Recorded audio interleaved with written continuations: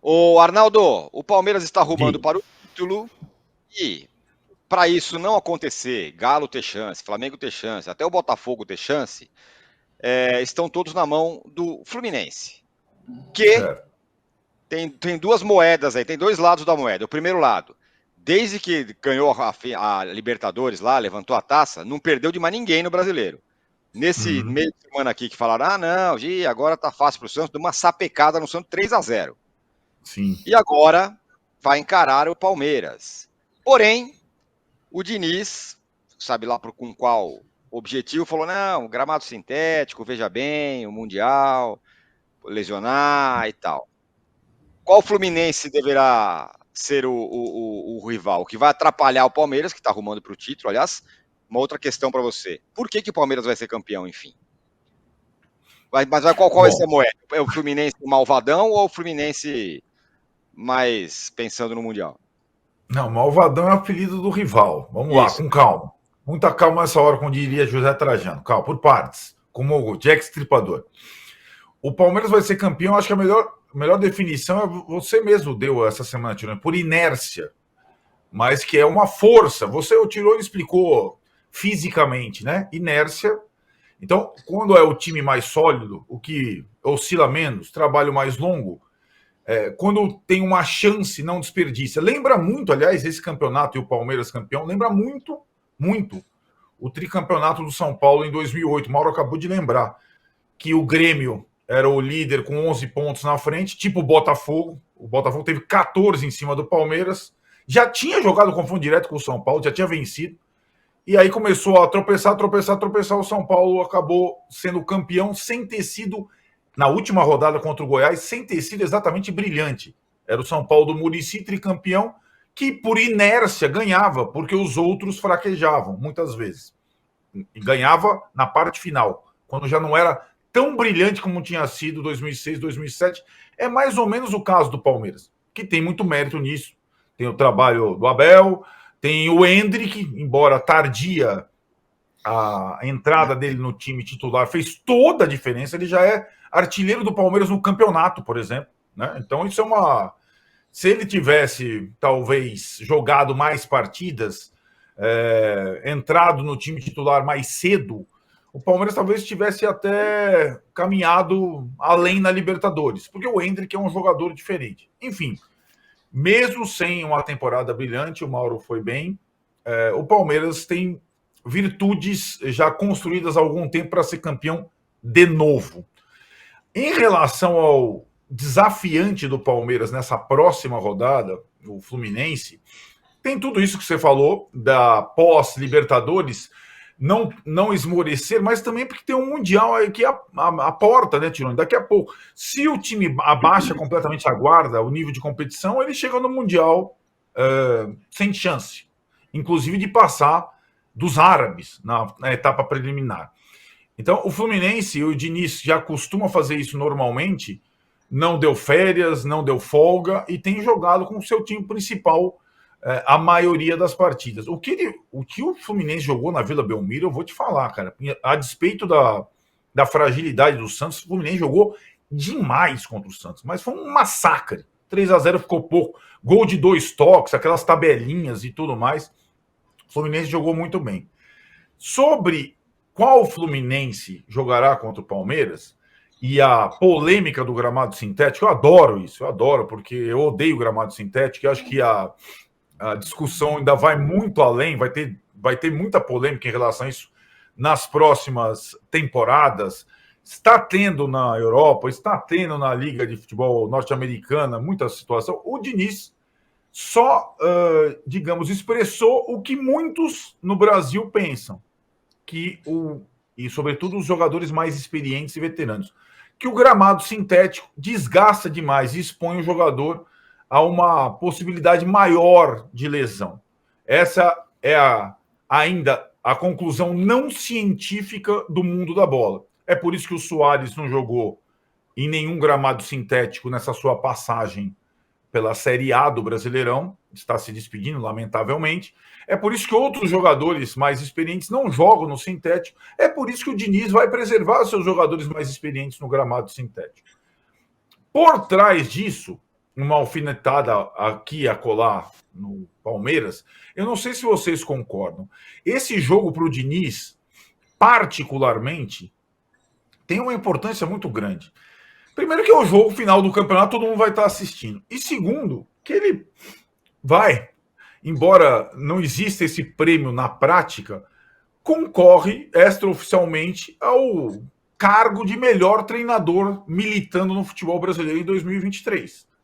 Em 2023 foi o ano que ele saiu da fila ganhando o estadual contra o Flamengo, ganhou a Libertadores, foi à seleção brasileira num terreno técnico de futebol no Brasil dominado recentemente por estrangeiros, sobretudo pelo rival do próximo final de semana, Abel Ferreira. Né? O que existiu de desafiante do Abel Ferreira nos últimos tempos, em termos de técnico brasileiro, foi uma enormidade. E agora é o Diniz, o cara. E esse duelo particular Diniz-Abel Ferreira é um dos aperitivos do jogo de domingo. Não importa se o Fluminense vá com o time alternativo, com alguns reservas, o Diniz vai querer assinar e provavelmente atrapalhar o Palmeiras do Abel, porque hoje ele não é simplesmente o técnico do Fluminense. Ele é o técnico autoral do Fluminense, como sempre foi, é o técnico da seleção brasileira e é o cara que tá todo mundo com a lupa. Então o Diniz vai querer atrapalhar o Abel, sim, senhor, no domingo. E acho que vai ser um jogo interessante, mas eu vejo poucas possibilidades do Palmeiras, não digo ser campeão nesse final de semana, porque dependeria de de outros clubes.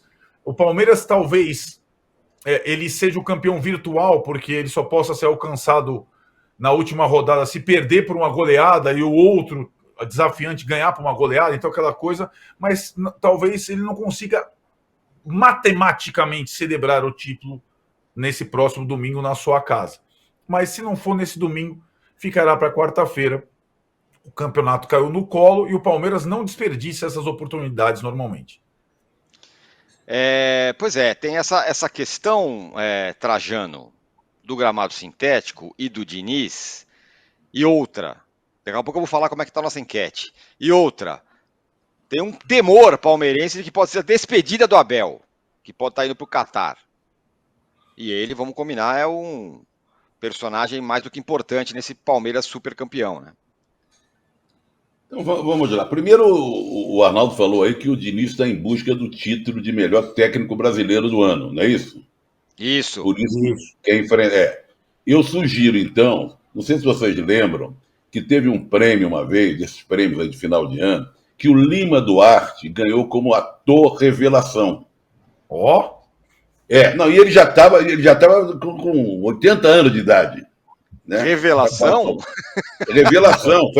Foi até ele morreu de rir.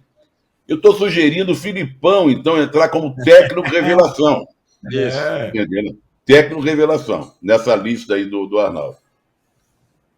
E estou imaginando uma figura assim, esses mulambos, vamos dizer assim, que vão entrar em campo, pisar no gramado sintético do Palmeiras, já que os bambambãs vão ser preservados, é um time que vai entrar de muleta, outro com esparadrapo com touca de sei lá de quê, esparadrapo, braço quebrado, no braço na tipóia, para enfrentar o Palmeiras. Porque os bambambãs não podem. Agora, quem é que vai enfrentar? Esse que se dane, esse que se deem mal, né? Os caras vão ser colocados no fogo dessa maneira. É estranho isso. Bom, olha, eu estava fazendo as contas aqui, só faltava uma coisa acontecer para todo mundo dizer, aí não é possível, aí não dá mais para falar de futebol. Eu acho até que nós devíamos nos aposentar. Se o Botafogo for campeão. Eu pensei nisso. Não, é brincadeira. Não, é brincadeira. Aí seria um negócio. E aí, não sei. É óbvio que o Palmeiras está com 2 mãos na taça, vai jogar em casa contra o Fluminense. Não, eu acho que não dá para ser campeão no fim de semana, porque depende de 3 resultados, né? Do Atlético, do Flamengo e do Botafogo. Mas vai ser campeão. Porque não, nós temos que ver que ele está na frente, não porque tem 3 pontos a mais, porque ele tem um número de vitórias, ele tem um saldo muito melhor, né? Se ele ganhar do Fluminense, mesmo que ele ganhe do Fluminense, fique com 20 vitórias, tem que acontecer coisa demais. Quarta-feira, rodada, tudo no mesmo horário, será a comemoração. A minha dúvida em relação a esse jogo de quarta-feira, será que está liberado a entrada da torcida na quarta-feira ou não? Esse jogo lá no Ainda Mineirão? não. Ainda não. Ainda não? Vai ser julgado, né? Ontem teve público parcial no Cruzeiro e Atlético Paranaense. O Cruzeiro conseguiu essa situação porque o julgamento ainda não tinha sido feito. Marcado. Em tese, Tá. o julgamento vai ser na segunda-feira, 48 horas antes do jogo. Enfim, ainda não está confirmada a presença de público, né? No Cruzeiro e Palmeiras, quarta-feira, no Mineirão. Quer dizer, veja você, esse campeonato é tão diferente que podemos ter um jogo decisivo, o campeão vai sair desse jogo sem público. Exato. Né? Que é uma coisa michuruca, uma coisa absurda, sem clima, né? Jogadores dando a volta olímpica não sei para quem, né? Plantando cambalhota, dando cambalhota não sei para quem. Da televisão, certamente. Vai ser o campeonato da televisão, porque falta de público é uma coisa absurda no jogo decisivo. Então vamos esperar. Então fica aqui a minha sugestão para o Filipão, como técnico revelação, do mesmo jeito que o Lima Duarte foi ator revelação aos 80 anos, tá bom? E o Juca não vai concordar, porque o Juca gostaria. O Caixinha que era tão bom, de repente a Caixa não está sendo tão boa. Porque tem sempre essa desculpa, não, time jovem. Então, o campeonato é tão comprido que deixou de ser jovem, já está ficando veterano esse time do Bragantino. Né? Porque toda hora, não, é um time muito jovem, muito jovem. Fracassou, pô, fracassou. Perdeu jogos em casa que eu não perdi. Então não tem estrutura, cara. Estrutura que eu digo emocional, camisa e tal. Eu até estou falando isso com uma certa ênfase, porque eu estava fazendo. Eu, como torcedor de time pequeno, até, se eu tivesse que apostar e não aposto em nada, eu apostaria um pouquinho, botaria umas fichas um pouco no Bragantino, só para perturbar os grandes, mas não teve fôlego e tal. Olha, não vai ser nesse domingo, mas quarta-feira que vem, sem público, ou com público, a gente não sabe, vai ter esse julgamento da segunda-feira, que é uma coisa ridícula. E sem grama sintética, o Palmeiras vai ser campeão na quarta-feira. Só faltava o Palmeiras perder o título. E olha, e o Abel com todos os erros possíveis, né? Palmeiras não jogou bem, Palmeiras não foi encantador, demorou a botar o Endrick em campo, fez um monte de lambança também, não é? E aquela inércia que o âncora falou acabou dando certo. Nossa enquete está assim, ó.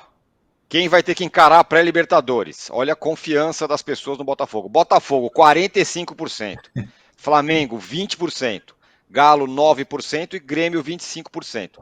Juca, com relação ao Botafogo, você lembra de alguma coisa parecida ou perto disso? O negócio é o seguinte, é quase como que se fosse uma eliminação trágica a cada rodada. Perde hoje, ele perde de novo. Aí não sei o que, ele vai empatar e perde.